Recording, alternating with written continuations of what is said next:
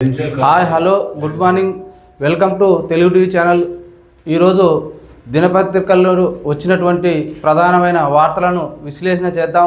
ముందుగా వచ్చేసి ఆంధ్రజ్యోతి దినపత్రికలో వచ్చినటువంటి ప్రధానమైన వార్త ఇక్కడ చూడొచ్చు. మనం ఈ బ్యానర్ ఐటమ్ కనిపిస్తున్నది.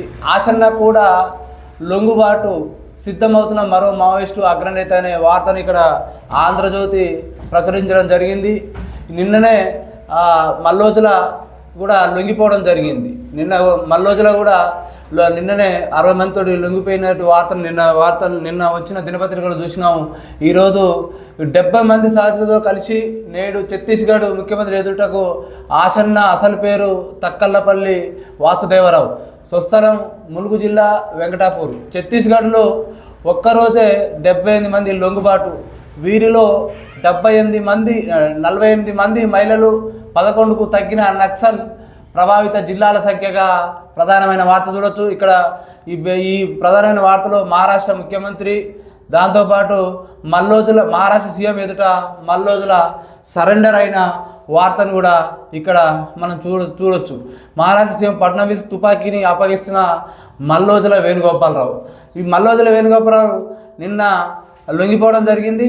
మళ్ళీ అదే బాటలో కూడా ఆసన్న కూడా లొంగుబాటుకు సిద్ధమవుతున్న వార్తను కూడా ఇక్కడ ఆంధ్రజ్యోతి ప్రచురించింది. ఎందుకంటే ఇటీవల కాలంలో కూడా ఏదైతే మావోయిస్టులపై కేంద్ర ప్రభుత్వం కొనసాగిస్తున్నటువంటి ఈ ఏదైతే వాళ్ళకు ఎన్కౌంటర్ జరుగుతున్నాయి, అక్కడ మరి మావోయిస్టులు కగార్ అనే పేరుతో కేంద్ర ప్రభుత్వం ఆ మావోయిస్టుల ఏరివేతకు సిద్ధమైంది.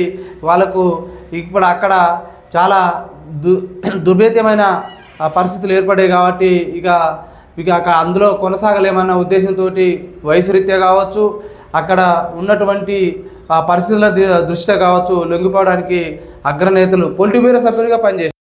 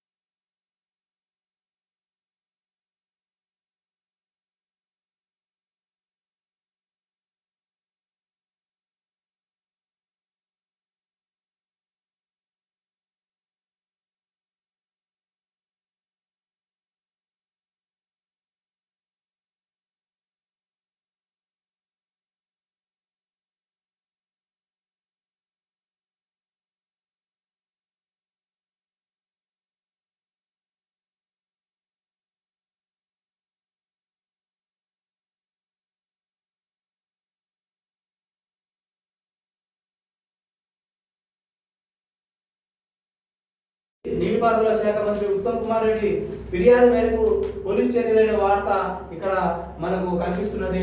ఇది మరి ఎక్కడి వరకు దారిస్తుందో చూడాలి. ఇటీవల మరి బీసీ మంత్రిని అయినందువల్లనే నా మీద ముఖ్యమంత్రి గారు కక్ష కట్టి నన్ను వేధింపులకు గురి చేస్తున్నారని వార్తను కూడా ఇక్కడ ప్రచురించడం జరిగింది ఆంధ్రజ్యోతి దినపత్రికలో.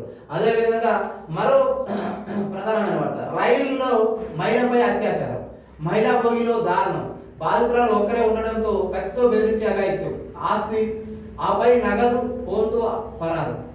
సంత్రగంచి చర్లపల్లి స్పెషల్ ట్రైన్ గుంటూరు సమీపంలో ఘటన, సికింద్రాబాద్ రైల్వే పోలీసులకు ఫిర్యాదు అందిందనే వార్తను కూడా కనిపించవచ్చు. ఇటీవల కాలంలో మహిళలపై కూడా దేశవ్యాప్తంగా కావచ్చు, రాష్ట్ర వ్యాప్తంగా కావచ్చు, అక్కడక్కడ అఘాత్యాలు జరుగుతున్నాయి. వీటిపై కూడా పోలీసు శాఖ కావచ్చు, ప్రభుత్వాలు కావచ్చు గట్టి చర్యలు చేపట్టినైతే మహిళల్లో అభద్రత భావం ఏర్పడుతుంది. ఇకనైనా ప్రభుత్వాల నుంచి కానీ పోలీసు వారి నుంచి కానీ చర్యలు చేపట్టి ఇటువంటి ఇటువంటి చర్యలను ఖండించాల్సిన, యావత్ దేశం ఖండించాల్సిన పరిస్థితుల్లో కల్పిస్తున్నాం. ఇటీవల గతంలో కూడా ముక్కుపత్రాన్ని బాలికలపై కూడా అగత్యాలు చూసినాం. ఇటీవల ఇక్కడ జూనియర్ హోమ్లో కూడా బాలులపై లైంగిక దాడి అనే విషయాన్ని కూడా గత 2 రోజుల క్రితం కూడా మనం ప్రధానమైన వార్తలు చూసినాం. మరి అదే పద్ధతిలో మహిళపై అత్యాచారం అనే వార్తలు కూడా మనం చూస్తున్నాం. వీటిని కూడా సమాజం ఖండించాల్సిన అవసరం ఎంతైనా ఉందని కూడా చెప్పుకోవచ్చు. మరో వార్త, జూబ్లీహిల్స్ బీజేపీ అభ్యర్థి లంకల దీపక్ రెడ్డి అనే వార్తను కూడా ఆంధ్రజ్యోతి ప్రకటించింది. పార్టీ అధిష్టానం ప్రకటన, 2023 అసెంబ్లీ ఎన్నికల్లో ఇదే స్థానం నుంచి పోటీ పడిన దీపక్ రెడ్డి ఇంతకుముందు గతంలో కూడా అసెంబ్లీ ఎన్నికల్లో, గత సార్వత్రిక అసెంబ్లీ ఎన్నికల్లో పోటీ పడి ఓటమి చెందిన వార్తను మన ఆంధ్రజ్యోతి ప్రచురించింది. ఇప్పటికే బీఆర్ఎస్ పార్టీ కూడా ప్రకటించింది, కాంగ్రెస్ పార్టీ నుంచి కూడా నవీన్ యాదవ్ అనే అభ్యర్థిని ప్రకటించింది. ఇప్పటికి 3 పార్టీలు, ప్రధానమైన పార్టీలు కూడా అభ్యర్థులను ప్రకటించి ప్రచారం ఇప్పటికే ముమ్మరం చేసిన విషయాన్ని కూడా మనం చూస్తూనే ఉన్నాం. అదేవిధంగా మరో దినపత్రిక అయినటువంటి ప్రధానమైన దినపత్రిక ఈనాడులో ప్రధానమైన వార్త, ఇంతింతై 3వ వంతై, 77 ఆర్ఆర్ బ్యాచ్ రికార్డు స్థాయిలో 62 మంది ఐపీఎస్లు, 17న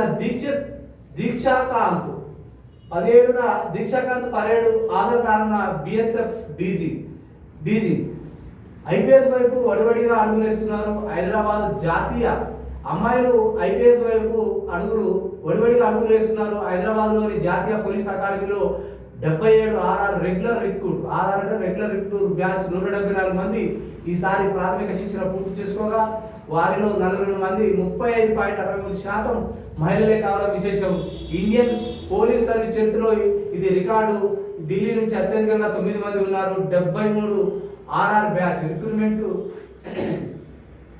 రెగ్యులర్ రిక్రూట్మెంట్ బ్యాచ్ లో 20.66% మంది అమ్మాయిలు ఉంటే తాజాగా దాదాపు 15% పెరిగాయి. వీరంతా జిల్లాల ఆచరణాత్మక శిక్షణకు వెళ్ళనున్నారనే నేపథ్యంలో అకాడమీలో ఈ నెల 15న జరగనున్న Dikshant parade BSF DG Daljit Singh Chaudhary ఆధార్ ఈసారి పరేడుకు కమాండర్ గా తమిళనాడు కేడర్కు చెందిన అంజిత్ నాయర్ వ్యవహరించనున్నారు. ఈ సందర్భంగా బ్యాచ్ ఐపీఎస్ కు సంబంధించిన వివరాలు బుధవారం నిర్వహించిన విలేకరుల సమావేశంలో జాతీయ పోలీస్ అకాడమీ డైరెక్టర్ అమిత్ గారు వివరించారు. ఇంజనీరింగ్ నేపథ్యం ఉన్న ప్రొఫెషనల్ సంఖ్య కూడా క్రమంగా తగ్గుతూ వస్తుందనే వార్తలు ఇక్కడ వచ్చాయి. ఇటీవల కాలంలో మహిళల్లో కూడా పోలీస్ శాఖ ఏదైతే ఐపీఎస్ అత్యున్నతమైన సివిల్ సర్వెంట్లో కూడా మహిళల శాతం పెరుగుతుందని కూడా శుభసూచకంగా మనం చెప్పుకోవచ్చు.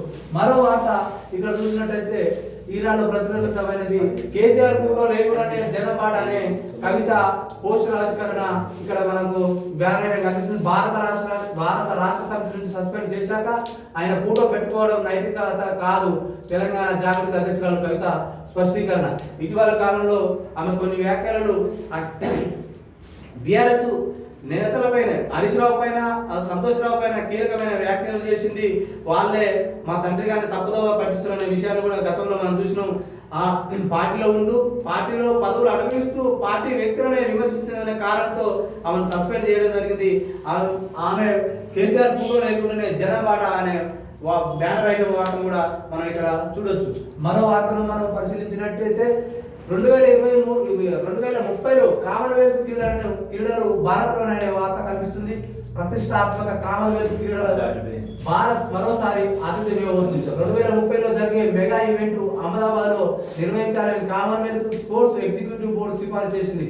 నవంబర్ 26న జరిగే సర్వసభ సమావేశం భారత్ ఆతిథ్య హక్కులు కట్టబెడుతూ తుది నిర్ణయం తీసుకోవడం లాంఛనమే. భారత్ 2010 ఢిల్లీలో వేదికగా తొలిసారి కామన్వెల్త్ క్రీడలను నిర్వహించింది. గతంలో తొలిసారిగా 2010లో కామన్వెల్త్ క్రీడలను భారత్ నిర్వహించడం జరిగింది. మళ్ళా మనకు అవకాశం వచ్చింది 2030లో కామన్వెల్త్ క్రీడలు భారత్లో అనే వార్తను కూడా మనం చూడొచ్చు. మరో వార్తను పరిశీలించినట్లయితే గ్రూప్ 1 నియామకాలపై విచారణ వాయిదా, సింగిల్ జడ్జి తీర్పుపై స్టే పొడిగించిన హైకోర్టు. మళ్ళీ ఈ నియామకాలపై విచారణ వాయిదా వేసినట్టు వార్త కనిపిస్తుంది. మళ్ళా సింగిల్ జడ్జి తీర్పు స్టేపై పొడిగించిన హైకోర్టు అనే వార్తను కూడా మనం చూడొచ్చు. ఇక మరో వార్త మనం పరిశీలించినట్లయితే R&Bకి మేడారం జాతర పనులు రాష్ట్ర రోడ్డు భవనాల శాఖకు ఇది మేడారం జాతర పనులనే బ్యానర్ ఐటమ్ వాటంగా మనం చూసినాం. మరి రికార్డులు అప్పగించాలని దేవాదాయ శాఖ ఆదేశం. దేవాదాయ శాఖ ఏదైతే ఎండోమెంట్ శాఖ ఉన్నదో దాని నుంచి తీసుకొని R&Bకి ఈ పనులను అప్పగించడం జరిగింది. ఈరోజు ఆంధ్రజ్యోతి, ఈనాడు దినపత్రికల్లో వచ్చినటువంటి ప్రధానమైన వార్తలను చర్చించి విశ్లేషించడం మీ ముందుకు తీసుకొచ్చినాం. ఇక మరిన్ని వార్తలు మా వ్యూవర్స్ కోసం ఇంకా మెరుగైన సమాచారాన్ని అందించడానికి మీరు లైక్ చేయండి, షేర్ చేయండి, సబ్స్క్రైబ్ చేయండి, చూస్తూనే ఉండండి మీ తెలుగు టీవీ.